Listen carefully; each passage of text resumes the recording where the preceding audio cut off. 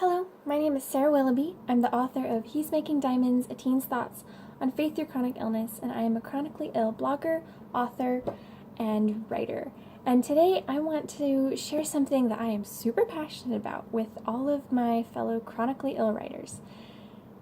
Don't compare yourself, okay? That's it, we're good now. Don't compare yourself to healthy writers. Don't compare yourself to yourself as a healthy writer. Don't compare yourself to even other chronically ill writers. It's not fair. It is not fair for you to do that. Healthy writers are able to, their lives are so different from ours. So when it's easy for us to look at a healthy writer and to go, wow, they are, they can do Camp NaNoWriMo. They are able to do so much. They are able to write and maintain a career and maintain family relationships. And how in the world are they able to do all that? They have more spoons. If you don't know the spoon theory, feel free to Google it. But they have more time. They don't necessarily have more time.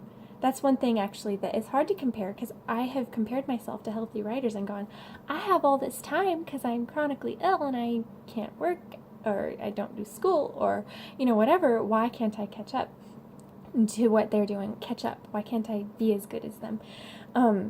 And that's just not fair. Because healthy writers tend to have more energy. They tend to have more mental clarity. They have less brain fog. They don't have to think through incredible pain. They don't have to, force their way through the fog of the joints that are screaming at you and with pain. So don't compare yourself to healthy writers. Healthy writers, it's hard enough for them. It's hard enough to write when you don't have a chronic illness. And I am not belittling the healthy writers. You guys, you are amazing, and what you can balance and do is amazing. But also, chronic illness is also hard. Chronic illness is incredibly hard. Writing is incredibly hard. Put the two together and you are a superhero. It's not easy. But it's important that we don't compare ourselves to healthy writers, because it isn't fair. We're two different people, two different situations, two different sets of resources to work with. So write, even if it's slow. Write, even if it's not as fast as your healthy writer friends. Even if it's not as in the same way as your healthy writer friends. I had a friend who is a writer who is chronically ill telling me about, I don't know anyone that does it the way that I do. And, I feel it's hard when you can make such little progress, and that's okay. You don't have to write the same way as everyone else. It's okay to write slowly. And let's talk about that a minute. Tolkien, how long did it take him to write each book? I don't know. I should have Googled it before I started this video. But, Christopher Paolini, the author of the Inheritance Cycle, he takes years to write each book. And usually that would drive me crazy as a reader, but his books turn out amazing because he spent all this time in them. And I love his books because they are so detailed, and you can tell he spent years on them. And we're Nadine Brandeis. She's the author of Fox and Romanov and the Out of Time trilogy, and she admits, she's like, I tried, at least at this point in time, she's like, I've heard her say in her videos, I've tried NaNoWriMo, I've tried, and I try every year, and I've never completed it, and I'm a slow writer, but that's okay. It's okay to be a slow writer, whether you have a chronic illness or not.